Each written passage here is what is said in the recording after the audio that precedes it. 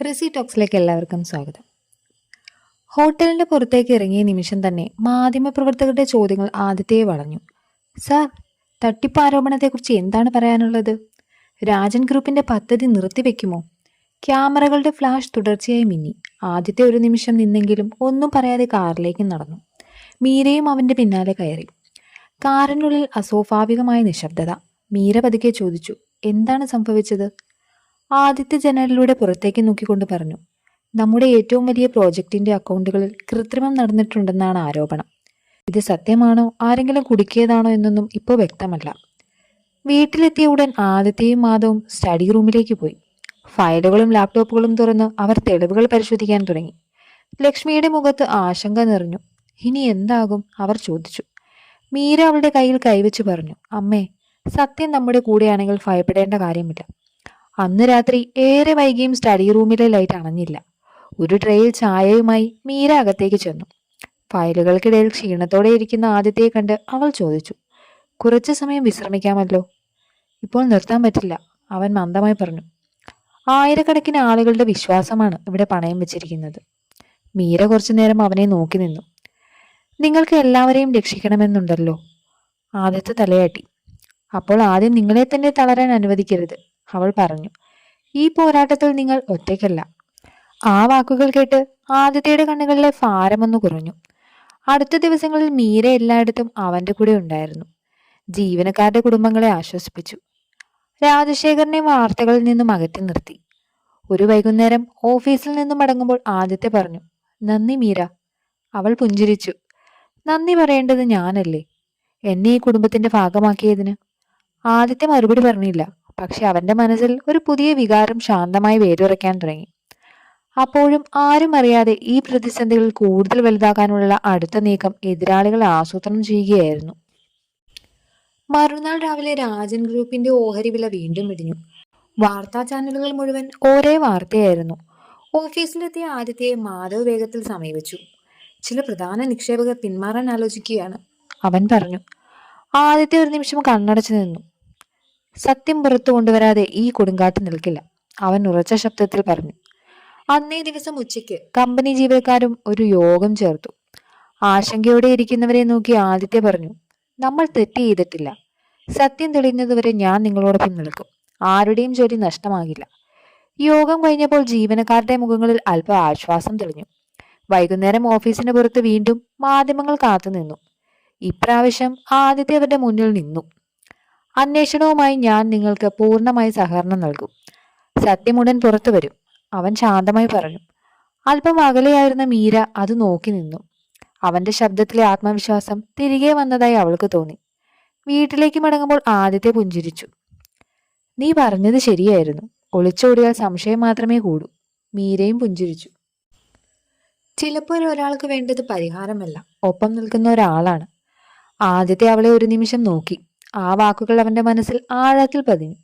എന്നാൽ അപ്പോഴേക്കും മാധവിന്റെ ഫോൺ മുഴങ്ങി. അവന്റെ മുഖം ഗൗരവമായി. ആദിത്യ, അന്വേഷണ സംഘത്തിനൊരു പുതിയ രേഖ ലഭിച്ചിരുന്നു. അതിൽ നിന്റെ ഡിജിറ്റൽ ഒപ്പുണ്ട്. കാറിനുള്ളിലെ നിശബ്ദത വീണ്ടും മടങ്ങിയെത്തി. പ്രതിസന്ധി പുതിയ വഴിത്തിരിവിലേക്ക് കടക്കുകയായിരുന്നു. മാധവിന്റെ വാക്കുകൾ കേട്ടതോടെ കാറിനുള്ളിൽ നിശബ്ദത പടർന്നു. അത് അസാധ്യമാണ്, ആദിത്യ ഉറച്ച സ്വരത്തിൽ പറഞ്ഞു. ആ രേഖ ഞാൻ കണ്ടിട്ട് പോലുമില്ല. അടുത്ത ദിവസം രാവിലെ തന്നെ അദ്ദേഹം അന്വേഷണ സംഘത്തെ കണ്ടു. രേഖ പരിശോധിച്ചപ്പോൾ ഒപ്പ് യഥാർത്ഥം പോലെ തോന്നിയെങ്കിലും അതിലെ തീയതിയും ഫയൽ സൃഷ്ടിച്ച സമയവും പൊരുത്തപ്പെടില്ലെന്ന് ആദിത്യ ശ്രദ്ധിച്ചു. ഓഫീസിലേക്ക് മടങ്ങിയെത്തിയപ്പോൾ മീര അവനെ കാത്തു നിൽക്കുന്നുണ്ടായിരുന്നു. എന്തെങ്കിലും കണ്ടെത്തിയോ, അവൾ ചോദിച്ചു. ഇത് വ്യാജരേഖയാണ്, ആദിത്യ പറഞ്ഞു. പക്ഷെ അത് തെളിയിക്കണം. മീര ഒരു നിമിഷം ചിന്തിച്ചു.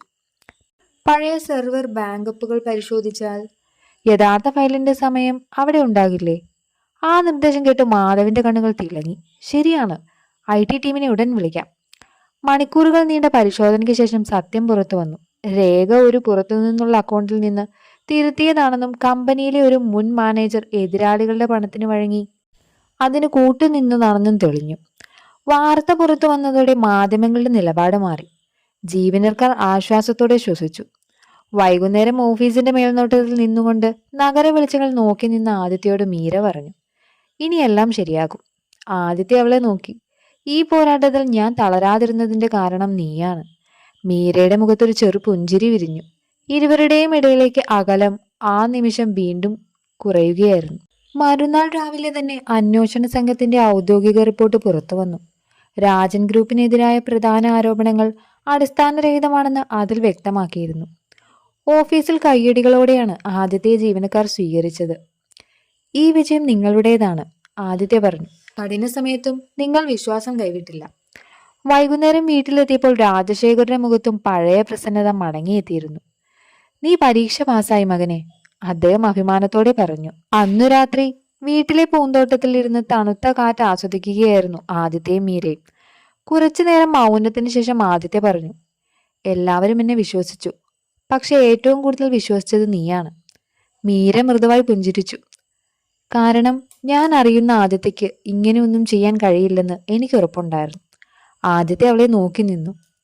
നീ എന്റെ ജീവിതത്തിലേക്ക് വന്നത് ഒരു കരാറിന്റെ ഭാഗമായിട്ടായിരുന്നു. പക്ഷെ ഇപ്പോൾ നീ ഇല്ലാതെ ഈ വീട് എങ്ങനെയായിരിക്കുമെന്ന് പോലും ചിന്തിക്കാൻ പറ്റുന്നില്ല. മീരയുടെ ഹൃദയം ഒരു നിമിഷം വേഗത്തിലിടിച്ചു. അവൾ ഒന്നും പറഞ്ഞില്ല, വെറുതെ ഒന്ന് പുഞ്ചിരിച്ചു. ദൂരത്തു നിന്ന് അവരെ കണ്ട രാജശേഖർ ലക്ഷ്മിയോട് പതുക്കെ പറഞ്ഞു, ഇനി ഇവരുടെ ഹൃദയങ്ങളാണ് ബാക്കി പറയാനുള്ളത്. അറിയാതെ തന്നെ ഇരുവരുടെയും ജീവിതം ഒരു പുതിയ വഴിത്തിരിവിലേക്ക് നീങ്ങിക്കൊണ്ടിരിക്കുന്നു. പ്രതിസന്ധി പിന്നിലായതോടെ രാജൻ ഹൗസിൽ വീണ്ടും സന്തോഷം മടങ്ങിയെത്തി. ഒരു വൈകുന്നേരം രാജശേഖർ കുടുംബാംഗങ്ങളെ എല്ലാം ചേർത്ത് ഒരു ചെറിയ പൂജയും അത്താഴവും സംഘടിപ്പിച്ചു.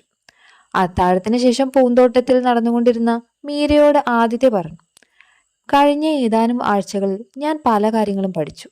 എന്തൊക്കെ? മീര പുഞ്ചിരിയോടെ ചോദിച്ചു. വിജയത്തെക്കാൾ വിലപ്പെട്ടത് കഷ്ടസമയത്ത് ഒപ്പം നിൽക്കുന്ന ഒരാളാണെന്ന്. മീരയുടെ കണ്ണുകളിൽ ഒരു മൃദുലത തെളിഞ്ഞു. അപ്പോഴാണ് അവളുടെ ഫോൺ മുഴങ്ങിയത്. ശിവദാസന് ചെറിയൊരു അസ്വസ്ഥത അനുഭവപ്പെട്ടതിനാൽ മീര ഉടൻ തന്നെ അച്ഛന്റെ വീട്ടിലേക്ക് പോകേണ്ടി വന്നു.